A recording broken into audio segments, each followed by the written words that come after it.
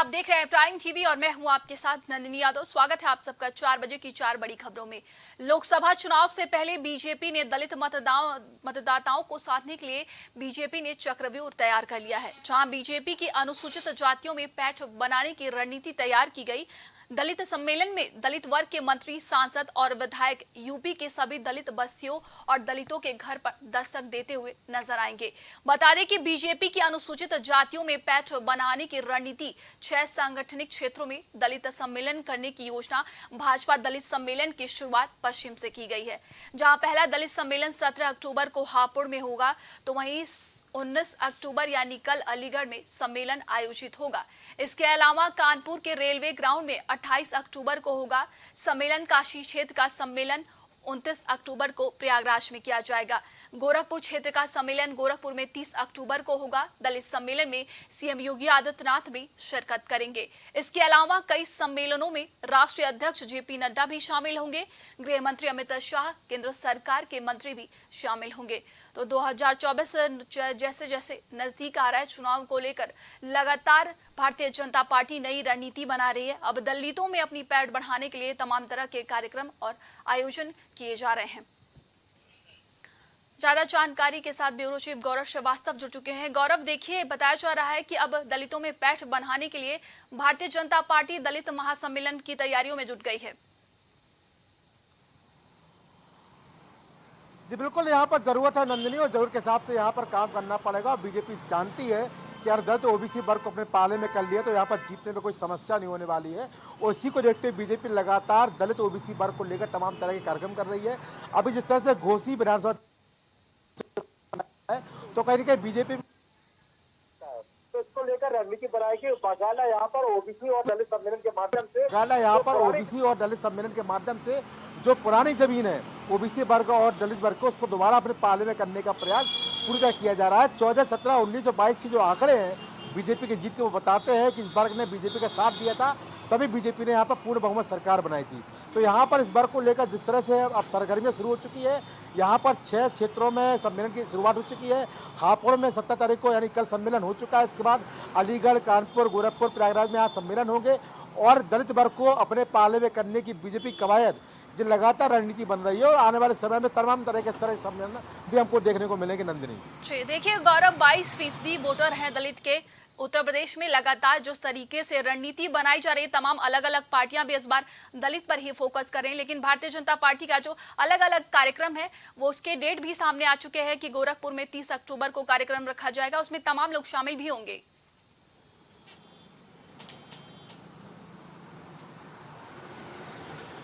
जी बिल्कुल, यहाँ पर तमाम लोग शामिल होंगे। इसके अलावा नंदिनी संभालने की जो परंपरा शुरुआत चली आ रही है, तो कोई पीछे नहीं है।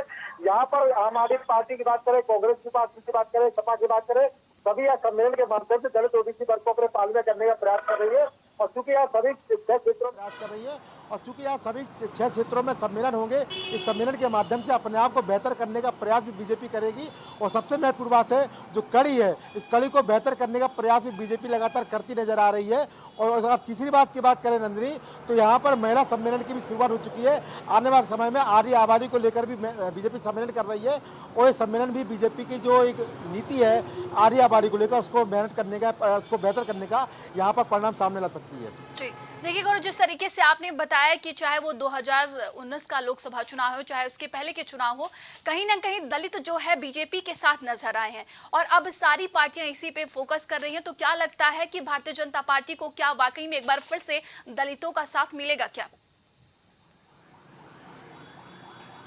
नहीं बिल्कुल, यहाँ पर नंदिनी, यहाँ पर विकल्प नहीं है। जो दलित वर्ग है, ओबीसी वर्ग है, 14, 17, 19, 22 का चुनाव जीता है, वो स्पष्ट करता है कि यहाँ पर जो जीत है वो दलित ओबीसी वर्ग के वोट बैंक के कारण यहाँ पर आई थी। और इस वर्ग को लेकर बीजेपी है बहुत संजीदा है, बहुत गंभीर है। इसलिए बीजेपी तमाम माध्यमों से यहाँ इस वर्ग को अपने पाले में करने का प्रयास कर रही है। अगर इस वर्ग की बात करें तो अभी इस वर्ग के पास कोई विकल्प भी नहीं है, क्योंकि बीजेपी लगातार इस वर्ग को आगे बढ़ने का प्रयास भी कर रही है। हमने देखा है तमाम बड़े पदाधिकारी, तमाम बड़े नाम ओबीसी दलित वर्ग से आते हैं। तो बीजेपी यहाँ समय समय पर इस वर्ग को आगे बढ़ाने का प्रयास भी कर रही है, अपने कार्यकारिणी में, संगठन में लगातार जगह दे रही है। तो ये भी महत्वपूर्ण बात है। बाकी अगर अगर बात करें तो ये वर्ग बहुजन समाज पार्टी का परंपरागत वर्ग माना जाता है, पर बहुजन समाज पार्टी जिस तरह से यहाँ पर सक्रिय नहीं है, बहुत ज़्यादा यहाँ पर काम नहीं कर रही है। बसपा सुप्रीमो मायावती भी यहाँ पर हमने देखा है कि बहुत सक्रियता नजर नहीं आती है। अगर सक्रियता नजर आती है तो केवल ट्वीट के माध्यम से नजर आती है।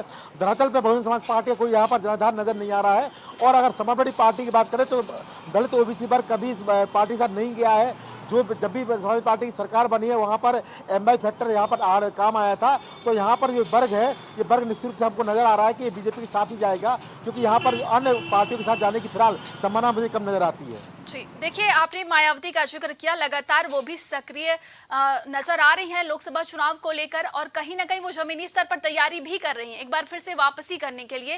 लेकिन भारतीय जनता पार्टी कहीं ना कहीं बीएसपी के कोर वोटरों में सेंध मारने की कोशिश कर रही है, और ये भी कह रही है कि जितनी भी जन कल्याणकारी योजनाएं हैं वो उनके, चाहे वो कोई भी हो सरकार की तरफ से, वो दलितों तक और गरीबों तक ज्यादातर पहुंचे हैं, और इसी को लेकर वो आगे की रणनीति तैयार कर रही है।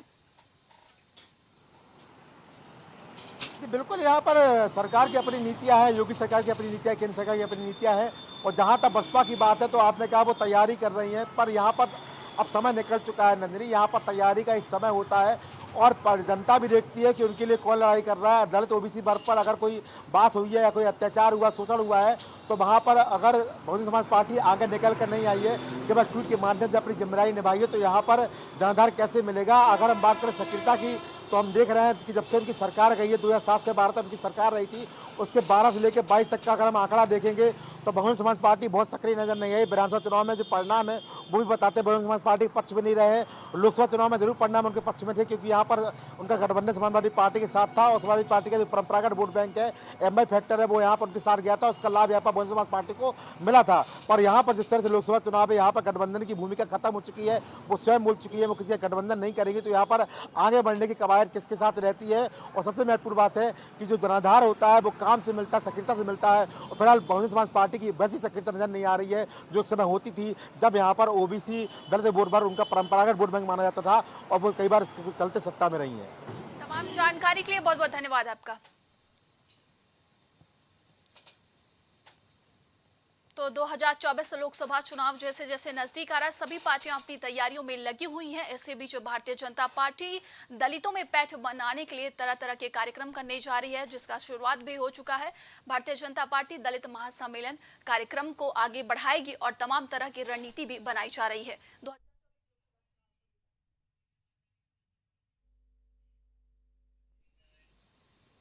लोकसभा चुनाव को लेकर यूपी में कांग्रेस सक्रिय हो चुकी है। वहीं आज जो समाजवादी पार्टी से कई पूर्व विधायक ने कांग्रेस की सदस्यता ली है। सपा से पूर्व विधायक गयादीन अनुरागी और पूर्व विधायक गजराज सिंह अपने समर्थकों के साथ कांग्रेस की सदस्यता ली है। इनके अलावा कई जिला पंचायत सदस्य, ब्लॉक प्रमुख और पूर्व ब्लॉक प्रमुख ने भी कांग्रेस की सदस्यता ली। वहीं इनसे पहले कन्या पूजन कार्यक्रम के दौरान कांग्रेस प्रदेश अध्यक्ष अजय राय ने सपा को लेकर बड़ा बयान देते हुए कहा कि मध्य प्रदेश में सपा का कोई आधार नहीं है। हमारी तरफ से सपा के साथ कोई कलह की स्थिति नहीं है। हमने हमेशा उनकी मदद की है। हमारी यूपी की 80 सीट पर पूरी तैयारी है। अब हमारा टारगेट उत्तर प्रदेश कांग्रेस कमेटी का टारगेट 80 सीट का है।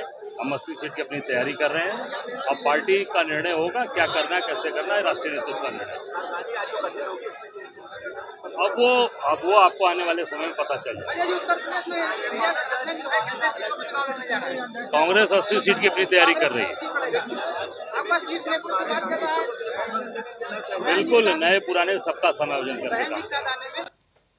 ज्यादा जानकारी के साथ संवाददाता विवेक जुड़ चुके हैं। विवेक, एक तरफ इंडिया गठबंधन और दूसरी तरफ उत्तर प्रदेश में अलग ही माहौल देखने को मिल रहा है। सपा के कई विधायक कांग्रेस पार्टी में जाकर शामिल हो गए।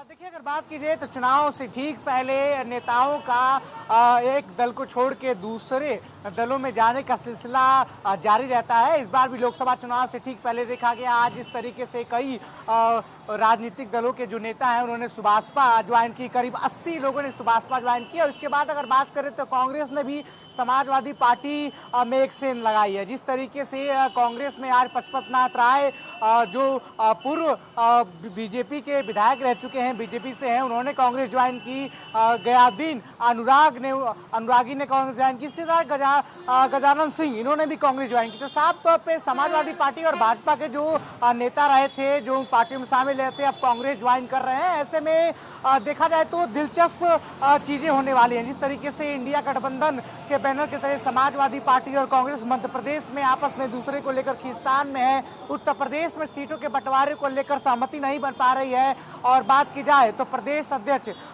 कांग्रेस के अजय राय ने साफ तौर पर कहा है कि उनकी पूरी तैयारी 80 सीटों पर है। अब हाईकमान जो है जो फैसला करेगा वो मान्य होगा। दूसरी तरफ अखिलेश यादव ये लगातार बात कह रहे हैं कि पहले कांग्रेस को डिसाइड करना चाहिए कि उसको नेशनल लेवल पे गठबंधन करना है या फिर स्टेट लेवल पे गठबंधन करना है।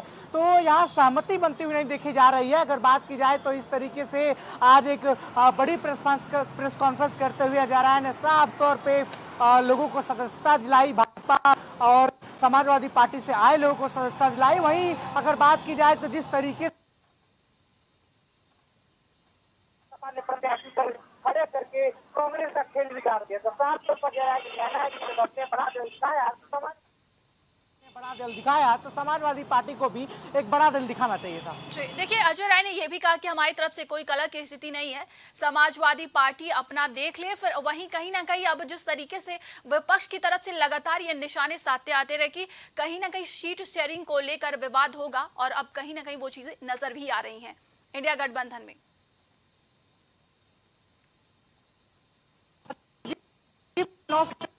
पार्टी ने अपने प्रत्याशी घोषित किए हैं। 9 में से 4 सीटों पर कांग्रेस ने अपने प्रत्याशी उतारे हैं। कुल 230 सीटें बात की जाए तो मध्य प्रदेश में है, जहां बीजेपी और कांग्रेस में टक्कर की लड़ाई देखी जा रही है। कांग्रेस भी वहां सरकार बना चुकी है, भारतीय जनता पार्टी सरकार वहां लगभग 18 सालों से है। ऐसे में कहीं ना कहीं समाजवादी पार्टी का ये कदम बिल्कुल ही कांग्रेस के लिए एक सिरदर्द साबित हो रहा है, क्योंकि जिस तरीके से अखिलेश यादव ने कहा है कि जिस प्रकार से उत्तर प्रदेश में स्थिति समाजवादी पार्टी की है, ऐसे में समाजवादी पार्टी के लिए आने वाले समय में मध्य प्रदेश से लेकर उत्तर प्रदेश में चीजें अब बदलने वाली है। जहां उत्तर प्रदेश में समाजवादी पार्टी एक बड़े भाई के रूप में खुद को देख रही है और कांग्रेस को सीटें देने के मामले में विचार कर रही है कि कितनी सीटें कांग्रेस को, कितनी सीटें रालोद को और बाकी गठबंधन वाले लोगों को कितनी सीटें दिया जाए। यहाँ की 80 सीटों पे सीटें बांटने का जो फॉर्मूला है वो अखिलेश यादव खुद अपने पास रखना चाहते हैं। इसीलिए मध्य प्रदेश में सीटें, मध्य प्रदेश में अगर बात करें तो प्रत्याशी घोषित करके कहीं ना कहीं अखिलेश यादव ने कांग्रेस पर एक मानसिक रूप से दबाव बनाने की कोशिश की है, और जहां तक अभी तक समाजवादी पार्टी सफल भी होती आई है। जी देखिए, अगर वहीं उत्तर प्रदेश की बात करें तो कांग्रेस बिल्कुल सक्रिय नजर आ रही है, जमीनी स्तर तलाशने की कोशिश कर रही है। और प्रदेश अध्यक्ष जब से अजय राय बने हैं, कहीं ना कहीं वो तमाम तरह के अपने बयान भी देते नजर आए हैं, चाहे वो कोई भी मुद्दा हो। लेकिन अब कहा जा रहा है कि दलितों में भी पैठ बनाने के लिए गौरव संवाद यात्रा की जाएगी कांग्रेस की तरफ से। देखिए, दलित गौरव संवाद यात्रा की शुरुआत कांग्रेस की तरफ से हो गई है, और जब से अजय राय ने प्रदेश कांग्रेस अध्यक्ष की कमान संभाली है, कांग्रेस में वापसी कराई है। जिस तरीके से देखा जाए सहारनपुर, बात की जाए तो पश्चिमी उत्तर प्रदेश में इमरान मसूद दोबारा से कांग्रेस में शामिल हुए हैं। इसी तरह अगर बात की जाए तो पुराने समाजवादी रहे कई नेताओं को उन्होंने कांग्रेस में आज सदस्यता दिलाई है। साथ ही साथ भारतीय जनता पार्टी के भी एक नेता जो पूर्व विधायक रह चुके हैं, उनको सदस्यता दिलाई है। तो लोगों को जोड़ने का काम कांग्रेस पार्टी से लगातार अजय राय करते गए हैं। इसके पहले अगर बात करें तो गोरखपुर के दौरे पर थे, वहां जाके कांग्रेस के कार्यकर्ताओं में जान फूंक रहे थे। वैसे गढ़ गोरखपुर भारतीय जनता पार्टी का है, लेकिन कहीं ना कहीं अजय राय गोरखपुर में भी अपने पैठ बनाते हुए देखे जा सकते हैं। जिस तरीके से लगातार कांग्रेस की कमान संभालने के बाद अजय राय ने कई दौरे भी किए हैं। बात की जाए तो वो कानपुर भी गए थे। जिस तरीके से देखा जाए तो तमाम मुद्दों को लेकर, लॉ एंड ऑर्डर को लेकर अब तक सरकार पे हावी रहे हैं और सरकार से लगातार जवाब मांगते रहे हैं। इसके अलावा कई मुद्दों पर उन्होंने मुखरता से अपनी राय भी रखी है, और देवरिया हत्याकांड को लेकर तो उन्होंने मुख्यमंत्री तक का इस्तीफा मांग दिया था। इसके अलावा अगर बात की जाए तो आगे भी ये सिलसिला जारी रहेगा। जिस तरीके से कांग्रेस सदस्यता दिला रही है दूसरे पार्टी को, तैयारी तो कांग्रेस कर रही है, लेकिन इंडिया गठबंधन के बैनर के तले दोनों ही पार्टियां हैं, चाहे सपा हो चाहे कांग्रेस हो। ऐसे में बिना कलह किए दोनों को उत्तर प्रदेश में 80 सीटों पर एनडीए के खिलाफ लड़ना है। तो किस तरीके से सहमति बनेगी, क्या रणनीति होगी, वो देखने वाली बात है। विवेक, देखिए जिस तरीके से आज अजय राय ने इतने विधायकों को सदस्यता दिलाई है, क्या कुछ लगता है आगे क्या कुछ उलटफेर देखने को मिल सकता है, और कितनी मजबूती मिली है कांग्रेस को? देखिए, अगर बात की जाए तो पश्चिम से लेकर पूर्वांचल तक कांग्रेस पार्टी अपने सदस्यता अभियान को जारी रखना चाहती है। कांग्रेस पार्टी ने बाकायदा अपने सदस्यता अभियान शुरू कर रखा है और इसी सदस्यता अभियान के तहत वो लोगों को, दूसरे पार्टी से आए लोगों को जो कांग्रेस की विचारधारा से प्रेरित हो रहे हैं, कांग्रेस की विचारधारा के साथ चलना चाहते हैं, उनको अपने साथ जोड़ रही है। आने वाले समय में ये अभियान और भी ज्यादा सक्रियता से चलेगा और कितने लोग कांग्रेस की विचारधारा से जुड़कर आते हैं उत्तर प्रदेश में या फिर बाकी अन्य राज्यों में, ये देखने वाली बात होगी। लेकिन जिस तरीके से लीड कर रहे हैं अजय राय इस अभियान को, कहीं ना कहीं कांग्रेस को एक मजबूती प्रदान मिल रही है पश्चिमी उत्तर प्रदेश से लेकर तमाम कई इलाकों में। तमाम जानकारी के लिए आपका बहुत बहुत धन्यवाद।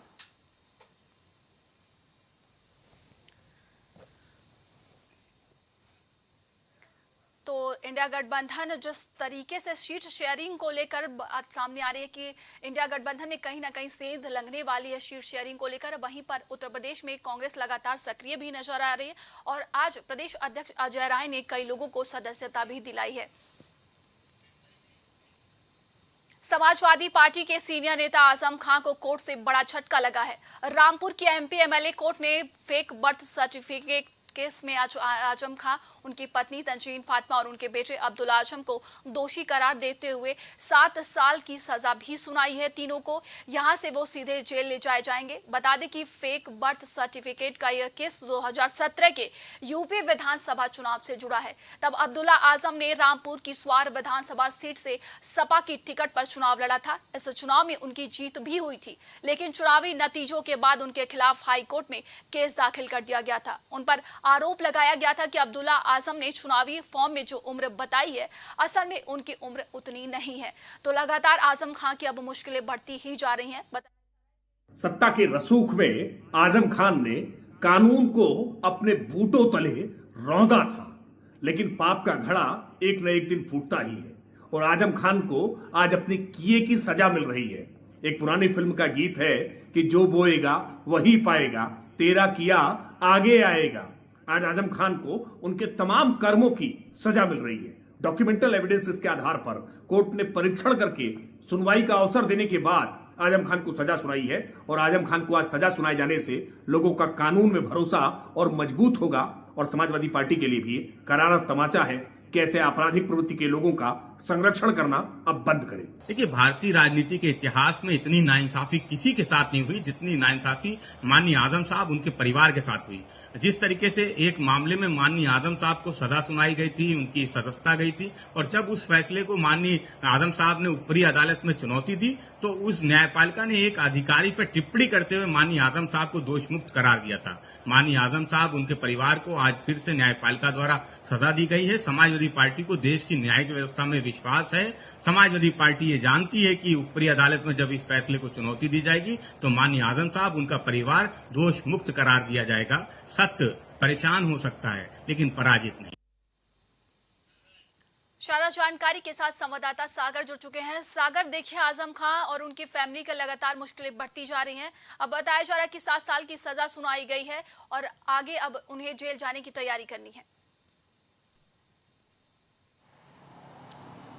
जी बिल्कुल नंदनी, सितारे गर्दिश में है। जाहिर सी बात है आजम खान के, और सितारे अभी से गर्दिश में शुरू नहीं हुए। 2017 से जब योगी सरकार आई थी, वहीं से उसके बाद से जो आजम खान के ऊपर जो केसेस थे, उनकी फैमिली के ऊपर जो केसेस थे जो अब तक दबे हुए थे 2017 से पहले, वो खुलना शुरू हुए। कड़ी दर कड़ी वहाँ पे जोड़ा गया, सरकार की कई टीमें लगी, उसके बाद से कई ऐसे अहम फैसले हुए। विधायकी तो गई, साथ साथ तमाम ऐसी चीज़ें भी गई जिससे आजम खान का एक समय में वो रुतबा हुआ करता था, शायद ही किसी नेता का हुआ करता। सपा सरकार में इन्हें ये माना जाता था कि ये दूसरे सीएम है और आधी सरकार जो है रामपुर से चलती है। उस समय उनका ये रुतबा हुआ करता था कि स्टेट का जो प्लेन है इन्हें लखनऊ से जाहिर सी बात है, कहा गया है कि जैसी करनी वैसी भरनी। कहीं ना कहीं आपको आज इसी दुनिया में ही देखना पड़ेगा। तो आजम खान के साथ भी यही हुआ है। उनके जो बेटे हैं अब्दुल्ला आजम, उनके खिलाफ शिकायत दर्ज की गई थी। 2017 के चुनाव के बाद जो बसपा के प्रत्याशी थे उन्होंने एक शिकायत दर्ज करवाई थी कि इनके जो सर्टिफिकेट्स हैं वो इन्होंने 2 लगाए हैं। उसके बाद से आकाश सोलंकी ने 2019 में ये मुकदमा दर्ज करवाया कि अब्दुल्ला आजम ने 2 मार्कशीट पर चुनाव लड़े हैं। कहीं ना कहीं इसमें बहुत बड़ा फ्रॉड साबित हो रहा है। तो उसके बाद से लगातार जांच साबित हुई। जांच चली, उसके बाद जांच को पूरी तरह से देखा गया और आज जांच में पूरी तरह से एक दोषी पाए गए हैं। साथ साथ फैमिली में जो आजम खां है, उनकी पत्नी है तंजीम फातिमा और साथ साथ अब्दुल्ला आजम, तीनों को 7-7 साल की सज़ा हुई है और एमपी एमएलए कोर्ट ने सज़ा सुनाई है और इन तीनों को कोर्ट से ही हिरासत में ले लिया गया देखिए था। सागर, 7 साल एक की सजा रिवीजन का सुनाई गई मौका है, दिया जुर्माना गया भी था। लगाया गया है क्या? और देखिए फिलहाल जुर्माने की तो बात अभी इस तक स्पष्ट नहीं मैं बता पाऊंगा, लेकिन हाँ सज़ा की पूरी तरह से पुष्टि की गई है सरकार द्वारा और सरकार के जो वकील हैं उनके द्वारा, क्योंकि कहीं ना कहीं देखिए आजम खां और उनकी जो पत्नी हैं और अब्दुल्ला आजम हैं वो इस पूरे मामले में दोषी पाए गए हैं, क्योंकि एक दो सर्टिफिकेट लगा के अगर आप भारतीय संविधान का चुनाव लड़ रहे हैं तो कहीं ना कहीं बहुत बड़ी बात है और बहुत बड़ा कानूनी अपराध है। जी तो सागर, मुझे लगता देखिए है कि अभी तक आकाश फिलहाल सक्सेना 7 की साल तरफ से सजा ये हुई पूरा है। उसके मामला बाद दर्ज करवाया गया था और वहीं अब बीजेपी लगातार तंज कस रही कि जो भी अन्याय करेगा वो कहीं बचकर नहीं जा पाएगा।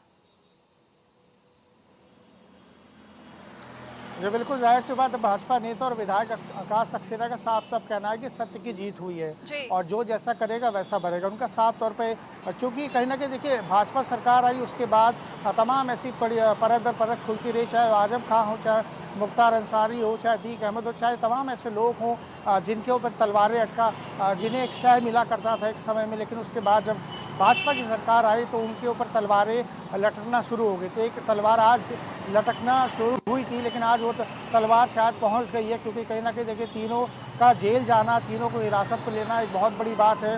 जो एक समय में आजम खां की भैंसें खो गई थी तो पूरा थाना लग गया था उन्हें ढूंढने में, और वही आजम खां आज जो है कोर्ट में खड़ा था और उससे कोर्ट में हिरासत में लेकर पुलिस ने जेल भेज दिया। तो कहीं ना कहीं देखिए विधि का विधान है, आप जैसा करेंगे वैसा भरेंगे। फिलहाल अभी आजम खां और उसकी फैमिली है तंजीम फातिमा और उसके जो बेटे हैं आजम अब्दुल्ला, उन तीनों को जेल भेजा जा रहा है और आगे की कार्रवाई की जी जाएगी। देखिए वहीं पर सागर, अब इस पूरे मामले को लेकर समाजवादी पार्टी की तरफ से प्रक्रिया भी सामने आई है। उन्होंने कहा कि सत्य पराजय हो सकता है लेकिन परेशान नहीं हो सकता है। जी जाहिर सी बात है, सत्य पराजय हो सकता है लेकिन परेशान नहीं हो सकता, क्योंकि देखिए यहाँ पूरी तरह से पूरा मामला जो है राजनीतिक दलों का है। एक तरफ भाजपा है, एक तरफ सपा है। जी तो जाहिर सी बात है जो सामने वाली पार्टी होगी, चाहे वो दोषी करार हो चाहे दोष मुक्त हो, वो अपने बिहाव पर अपने लिए कहीं ना कहीं देखिए वो एक ऐसा कथन अपनाएगी कि उसे ये ना लगे सामने वाले को कि ये दोषी है। तो जी उन्होंने भी यही किया, सपा ने भी, कि सत्य पराजय हो सकता है लेकिन परेशान नहीं।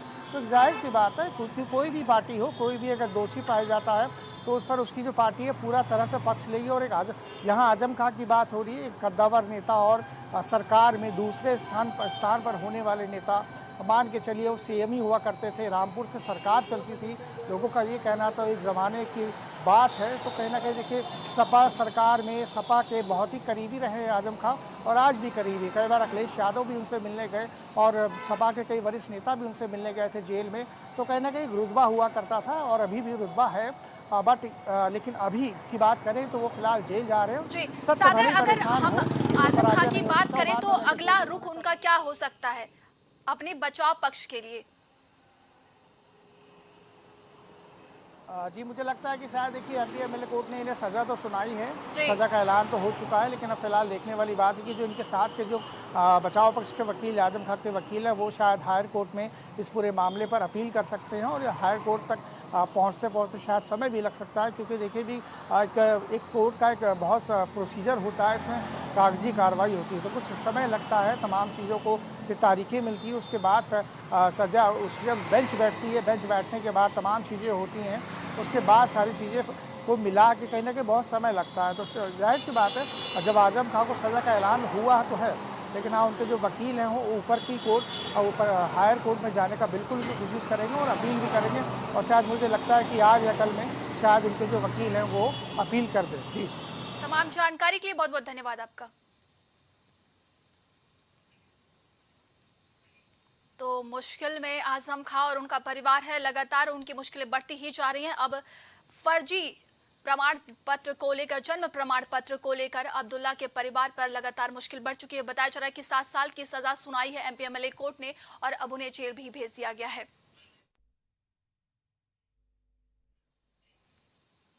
माफिया मुख्तार अंसारी के बेटे अब्बास अंसारी की आज यानी बुधवार को लखनऊ कोर्ट में पेशी होगी। यूपी की कासगंज जेल में बंद अब्बास अंसारी को पेशी के लिए लखनऊ लाया गया है। मिली जानकारी के अनुसार अब्बास को भारी सुरक्षा बल के बीच लखनऊ लाया गया है। आपको बता दें कि चित्रकूट जेल में रहने के दौरान गैर कानूनी ढंग से पत्नी से मुलाकात के मामले में अब्बास अंसारी पर आज दर्ज केस में सुनवाई होनी है।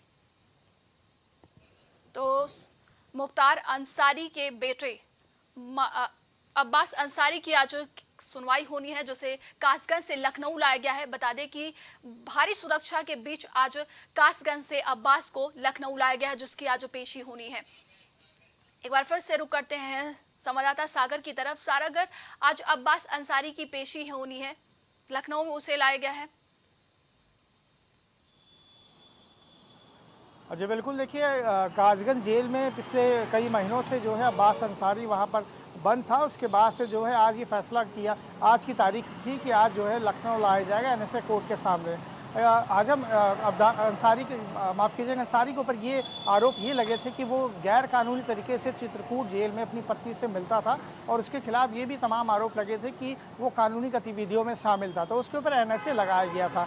तो आज एनएसए अब तक एनएसए तो लगा हुआ था, लेकिन आज लखनऊ लाने के बाद वो एनएसए बोर्ड के सामने पेश किया जाएगा उसे, फिर एनएसए बोर्ड ये फैसला लेगा कि इसके ऊपर एनएसए लगाना उचित है कि नहीं। क्योंकि और दूसरी बात है कि सुबह तकरीबन 6:30 बजे कासगंज जेल से इन्हें निकाला गया था, क्योंकि सुबह से ही कल रात से ही पुलिस को पूरी तरह से मुस्तैद कर दिया गया था। जेल के आसपास के क्षेत्रों को पूरी तरह से छावनी में तब्दील कर दिया गया था। आज सुबह तकरीबन 6:30 बजे पुलिस की जो प्रिजन वैन है वो अंदर जाती और जो सीओ पटियाली है उनकी गाड़ी में अंदर जाती, क्योंकि सीओ पटियाली को ही पूरी तरह से सुरक्षा का जिम्मा दिया गया। उसके बाद से 6:30 बजे वहाँ से काफ़िला रवाना होता है। सबसे बड़ी बात है कि जो काफ़िले की जो रूट मैप है, रूट मैप पूरी तरह से गोपनीय रखा गया था, क्योंकि देखिए मामला एक हाई प्रोफाइल है, तो रूट मैप को पूरी तरह से गोपनीय रखा गया था।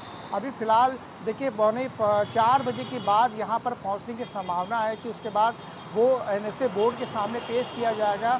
तमाम दलीलें होंगी, तमाम सवालात होंगे, तमाम चीज़ें पूछी जाएंगी उससे कि कानूनी गतिविधि को लेकर, और तमाम जो जिस तरह से अपनी पत्नी से मिलता था और अपने परिवार से मिलता था, तो किस तरह से कौन कौन सम्मिलित है, पूरी तरह से सवाल जवाब का सिलसिला चलेगा, सिलसिला दौर चलेगा। उसके बाद से फैसला ये लिया जाएगा एनएसए बोर्ड द्वारा कि उसके ऊपर एनएसए लगाना उचित है या नहीं। जी सागर, देखिए गैर कानूनी तरीके से मिलने का ये पूरा मामला है, और कौन कौन से इसमें आरोपी पाए गए थे, उन पर अभी तक क्या कुछ कार्यवाही हुई है? देखिए आरोपियों की बात करें तो इसमें देखिए कहीं ना कहीं देखिए अंदर के लोग भी काफ़ी मिले हुए थे। अंदर की बात करूँ तो जेल के लोग भी काफ़ी सम्मिलित थे, क्योंकि देखिए बिना आप जेलर के या फिर बिना किसी जेल कर्मी के आप इसी तरह की किस तरह से भी वहाँ पर अपनी पत्नी से नहीं मिल सकते थे। उसके बाद से जो क्षेत्रीय इलाकी जो नेता हैं और तमाम जो लोग हैं उनसे मिले हुए थे। फिलहाल अभी तक कुछ लोगों के नाम सामने तो आए, कुछ लोगों को शायद हिरासत में भी ले लिया गया था, लेकिन हाँ अब तक कुछ लोग जो मेन मुख्य लोग हैं उनसे उनका नाम बुलवाने के लिए या फिर उनका पता करने के लिए ही पूछताछ की जाएगी। एनएसए बोर्ड के सामने इन्हें लाया जाएगा और तमाम एनएसए बोर्ड तमाम सवालों की फहरिस्त लेके बैठा हुआ है। और फिलहाल अभी तक जो प्रिजन वैन है वो लखनऊ नहीं पहुंची है और पहुंचने वाली, और बहुत ही जल्दी ये पूरी तरह से ये साफ जाहिर हो जाएगा कि एनएसए इसके ऊपर लगाया जाएगा या नहीं लगाया जाएगा। जी, तमाम जानकारी के लिए बहुत बहुत धन्यवाद आपका सागर।